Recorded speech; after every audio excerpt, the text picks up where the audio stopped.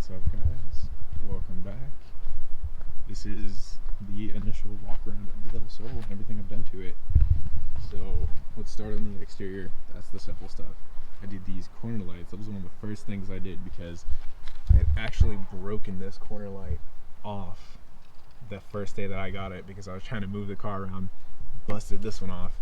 But I got these corner lights off of eBay for, I believe it was 49 bucks, and it included both corner lights and these marker lights, which are pretty nice. So the whole front is completely clear, which is really nice. I actually did a headlight restoration on these, both obviously left and right, and oh, I couldn't be happier with it. It looks so good, and it's held up the test of time so far, which is pretty good.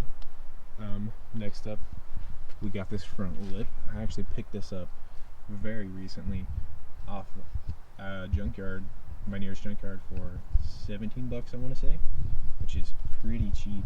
It was off of a 94 VTEC model with a V16, so I got it for pretty cheap, and it fits pretty good. Needed some modification because of the dolphin nose, which is the 97 bumper, which I'm very lucky to have because these things are hard to find, but I love it. It looks amazing. Next up, we have the MST. I think these are MST something 13s. I believe so. They're really nice wheels. It was like $112 each wheel. So for four, you can do the math. Then I got these Hankook Venturis V2 Concept 2s, and I got each of these for 60 some odd dollars. So pretty cheap wheel and tire package. I think I spent $800 in total for, oh man, it changed the entire look of the Del Sol. Behind that, we have the max speeding rod, regular coilovers to slam it. I lowered it pretty good. I think I lowered it 2 inches all the way around from the regular stock ride height, and it fits pretty good. Obviously it rubs a little bit, that's just the way it's going to be. But above that, we have the Blox upper control arm camber kit for the front, which that's pretty nice. It allows you to move it in and out. I haven't really messed with it too much because I don't know a whole lot about camber, but that's beside the fact. Going back, we have the same wheel and tires, obviously, but behind here there is a ground speed lower control arm, I believe, and a Megan Racing camber kit in the back. I got them off of OfferUp. I think the rear camber arms were $30 and the lower control arms were $40, so pretty cheap package. Nothing too crazy. Next up, the so far biggest thing is the Type R wing on the Del Sol. It's pretty nice. I picked it up for $70 off of eBay. It's not like entirely even. I have to mess with that a little bit more, but it is what it is. Next up, I'm going to be putting a EG duckbill right up here just to add a little bit more flair to it. It's gonna look so good. I don't even understand. Next up, we'll go right on into the interior, get this sucker beat out. But we'll start on the interior panels because before these were all gray and all of this was torn up on both sides and these were all wrinkled up. It's just the normal Del Sol stuff. And I actually picked up these, and I'm gonna move this seat up a little bit. Picked up all of this black back interior trim, including all of this stuff up here, for $300 in total off of a Del Sol that was being parted out near me, which I am so lucky to get because all of this black interior stuff looks amazing, to say the least. Next up, we have the Iggy seat covers. I got these off of eBay for, let's say, 180 bucks, which is pretty good for the pair, obviously.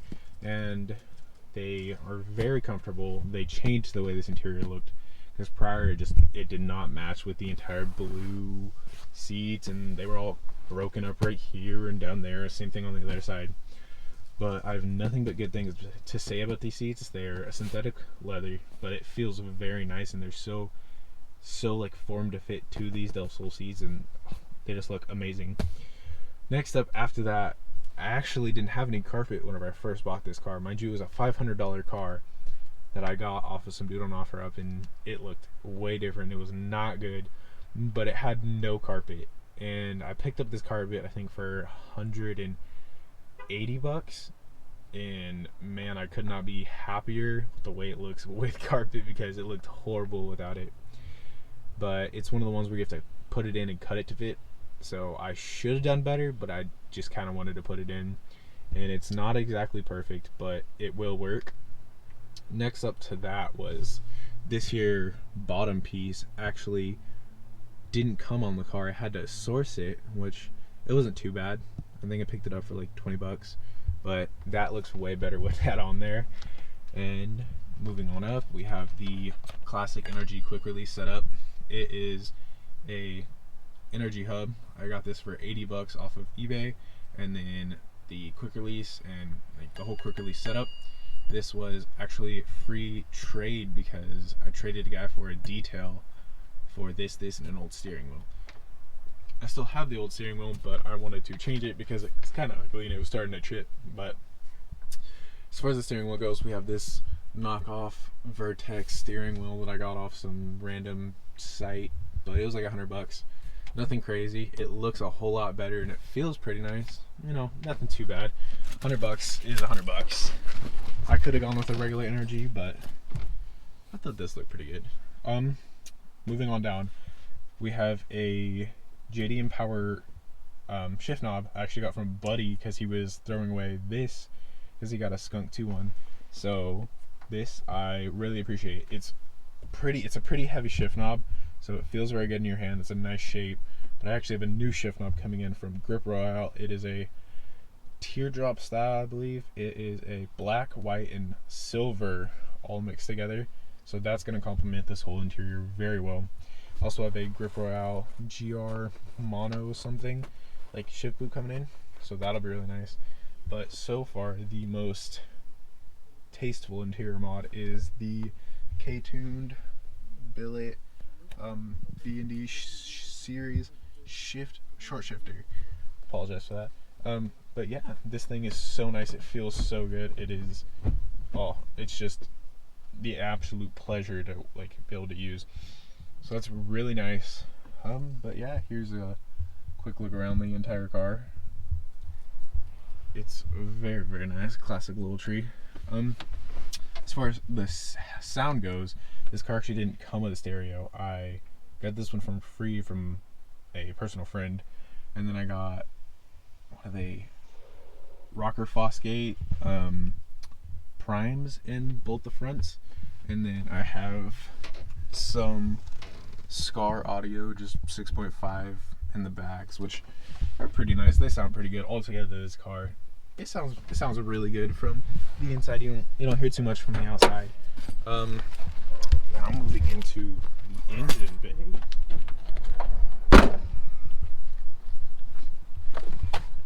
We have a D16. This is a 93 SI after all, but it was actually swapped with a D16 ZC at some point in its life, which is the JDM equivalent to the Z6. So nothing crazy, but it actually came with these aftermarket headers, which just the aftermarket headers alone makes this car sound very, very nice. It pops, it does all the classic Honda stuff. And then one of the first things I got was actually this here AM intake, but I ended up breaking off the bolt right here because I over torqued it. So now it kind of just dangles in here. Took out all this stuff, get max airflow. But yeah, and then soon after I actually took the valve cover off and painted it wrinkle black, classic Honda look. I want to go ahead and sand all this down and polish up the VTEC, Honda, all that stuff, so it'll look much, much better. Oddly enough, whenever I first got this car, it didn't run whatsoever, so I did a full timing belt kit on it, water pump, all that good stuff, and the distributor was actually broken as well. So we got a cap and rotor, NGK spark plugs, new spark plugs obviously. So we got all of it sorted before I started even working on it. And yeah, I got 2 replacement fenders because both of the prior ones were dented. Got different colored hood, different colored bumper. This whole car is a whole bunch of colors underneath this primer, but I have the paint and everything waiting just to be done. But we gotta wait a little bit longer. So I gotta fix up my daily, because this isn't my daily, obviously. This is a project car, but my daily's broken at the moment, so gotta wait till that's done. Go ahead and get this sucker painted up, get the new duckbill on it, and it'll look absolutely fantastic. And I'm so excited. I hope you guys stick around and chill and watch it with me. Watch it turn into something amazing. Might have another car coming in the process, so that'll be awesome too. Thank you guys a lot. I appreciate it.